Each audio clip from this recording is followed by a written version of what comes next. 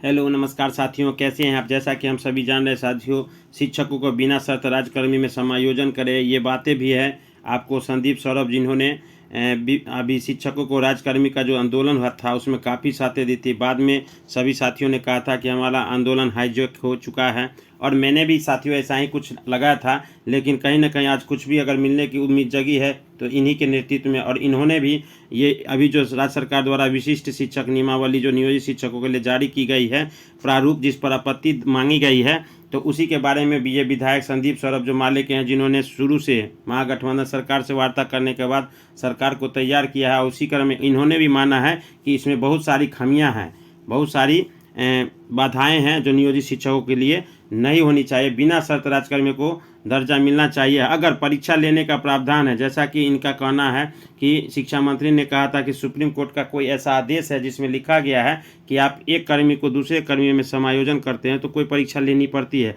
हालांकि ऐसा नहीं है साथियों। छत्तीसगढ़ में देखे थे हम लोग ने, तो वहाँ 6 साल या 8 साल के अनुभव को ही मानकर सीधे संविलियन कर दिया गया था। तो यही मांग सबका है। सभी शिक्षक संघ का भी यही मांग है कि कम से कम एक शिक्षक नियमावली हो, जिससे कि 2 फाड़ में विद्यालय न हो। अभी तक कितने नाम दिए गए नियोजित शिक्षकों को, उसके बाद अब फिर एक विद्यालय विशिष्ट शिक्षक और एक विद्यालय अध्यापक जो बीपीएससी से बहाल रहे वैसे शिक्षक, तो यह नाम जो है साथियों फिर विरोधाभास की स्थिति पैदा होगी।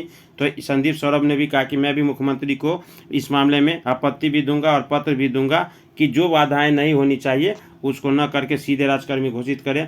तो आइए क्या कुछ कहा गया पहले तो हम लोग देख लेते हैं। एक बार फिर से आप लोग का स्वागत है आज के इस नई वीडियो में। हमारे जो भी साथी अभी भी चैनल पर नए हैं, मैंने पहले ही कहा था कि हमारे जितना शिक्षक भाई बहन हैं सभी से काइंडली रिक्वेस्ट है कि जरूर वीडियो को सब्सक्राइब कर ले। और आइए देखते हैं क्या कुछ। पहले तो ये पत्र प्रिंट मीडिया में आया उसको भी देख लेते हैं, फिर संदीप सौरभ का जो वीडियो है उसको भी हम लोग देखेंगे साथियों।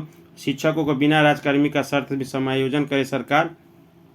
बिहार राज्य प्राथमिक शिक्षक संघ के राज्य अध्यक्ष ब्रजनंदन शर्मा, मनोज कुमार, महासचिव नागेंद्र नाथ, इन सभी ने कहा है कि ये जो छलावा है ये नहीं चलेगा। 4 लाख पंचायती राज के नियुक्त शिक्षकों को और पुस्तकालय अध्यक्षों को बिहार राज्य विद्यालय शिक्षक नियमावली 2023 के तहत नियुक्त करने के बराबर के लिए जो विशिष्ट नियमावली लाई गई है, इसके प्रारूप पर घोर आपत्ति दर्ज की गई है, क्योंकि इसमें कई संघीय विसंगतियां हैं जिसे दूर करने के लिए सिर्फ प्रभावित होने वाले लोगों से आपत्ति मांग और समस्या का समाधान नहीं होगा, बल्कि इसके लिए विभाग और संघ के साथ विस्तृत वार्ता की आवश्यकता है। तब नियमावली को अंतिम रूप देना चाहिए।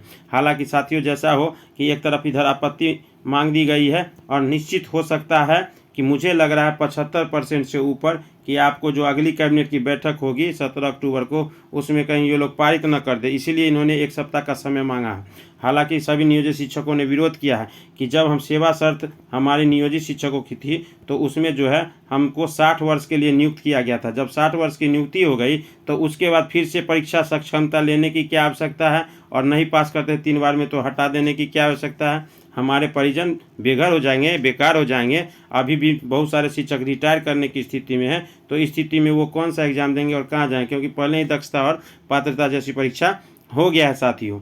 तो किसी भी स्थिति में इसको स्वीकार नहीं किया जाएगा और बिना शर्त पूर्व बहाल नियोजित शिक्षकों को राज्यकर्मी का दर्जा दें, ऐसी संघ की मांग की गई है। सभी संघों ने, मैंने पिछले ही वीडियो में साथियों आपको बताया है, और ये सारी नियमावली में काफ़ी खामियां हैं। तो एक ही तरह की नियमावली होनी चाहिए, बिहार विद्यालय अध्यापक नियमावली जो बीपीएससी से हो रही है साथियों, और उसमें भी वरीयता का ख्याल रखा जाए। जो इंडेक्स में लेवल में आप हैं, अगर 2000 वाले ग्रेड में आपका लेवल 8 है तो 8वां लेवल अभी जो नया बनाया गया है उसमें भी वही होना चाहिए, तभी आपको वेतन संरक्षण का लाभ होगा साथियों।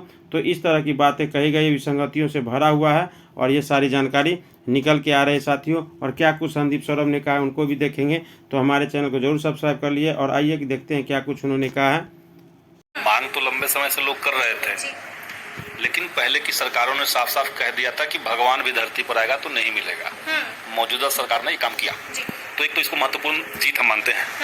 लेकिन साथ ही साथ जो कल घोषणा हुई है, घोषणा का एक ड्राफ्ट दिया गया है, तो उसमें कमियां हैं उसमें। अच्छा। और ये शिक्षा विभाग भी जान रहा है कि उसमें कमी है। जी। और इसीलिए 7 दिन का समय दिया गया है कि उस पर अगर आपको कोई फीडबैक देना हो, कोई सुझाव देना है तो दीजिए। तो निश्चित तौर से हम लोग सुझाव देंगे उस पर और बृहत अध्ययन चलेगा हम लोग का।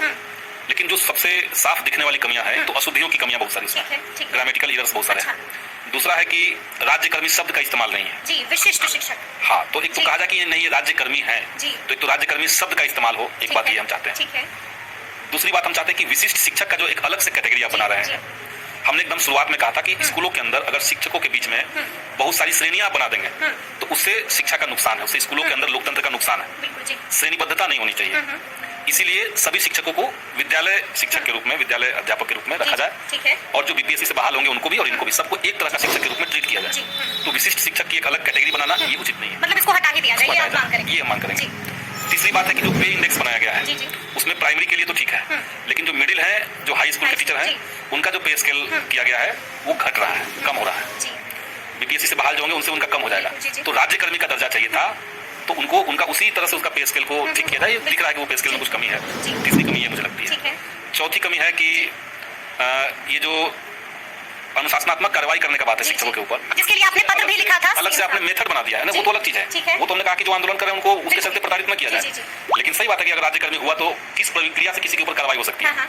दोनों ही मामलों में जो बीपीएससी से बहाल होंगे उनको भी डीओ के अधीन मैंने जिला शिक्षा पदाधिकारी कार्रवाई करेंगे, इनके लिए भी वही, लेकिन प्रक्रिया अलग अलग कर दिया गया है। तो इससे बहुत सारा घालमेल, बहुत सारी अस्पष्टता है, तो इसको दुरुस्त किया जाए। तो इस तरह की कई सारी मांगे हम लोग रखेंगे और इसका और डिटेल अध्ययन हम लोग करेंगे। और सबसे बड़ी बात कि हम लोग चाहते हैं कि बगैर कोई शर्त राज्यकर्मी का दर्जा दिया जाए। मैं उसी पर आने वाली थी कि आपने जितने भी पॉइंट्स बोले उसमें ये बात का तो जिक्र ही नहीं है जिस पर हंगामा मच रहा है। हंगामा तो कई चीजों पे मचा हुआ है, लेकिन आप ये जानिए कि नियोजित शिक्षकों को अब लग रहा है कि सरकार उनकी बात सुन चुकी है। सरकार ने हरी झंडी दे दी है।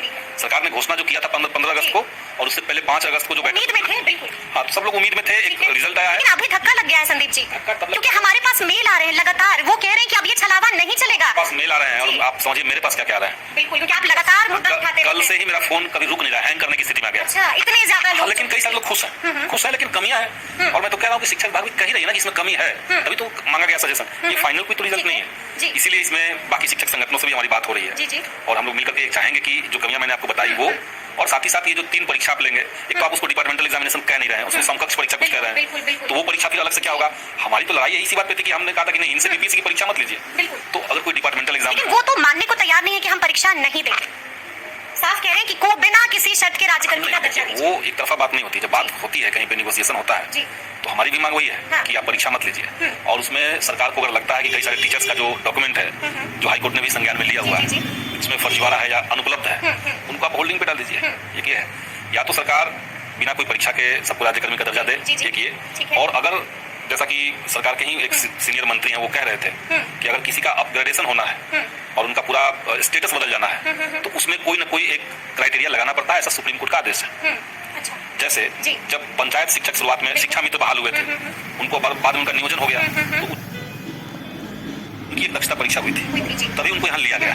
अब नियोजित शिक्षक को अगर राज्यकर्मी में लेना है तो उसमें अगर कोई लीगल बाध्यता नहीं है, मैं इसी शब्द पे जोड़ दे रहा हूँ, अगर कोई लीगल बाध्यता नहीं है तो सीधे उनको ले लिया जाए। लेकिन अगर कोई लीगल बाध्यता है, अगर आपको लग रहा है कि सुप्रीम कोर्ट में मामला फंस जाएगा कि आपने बिना कोई परीक्षा लिया, बिना कोई क्राइटेरिया देखिए आपने कैसे सबको ले लिया, उसमें हम सरकार से कहेंगे कि पहले आप सबको राज्यकर्मी ले लीजिए, और उसके बाद आपको लगता है तो डिपार्टमेंटल एग्जाम आप ले सकते हैं।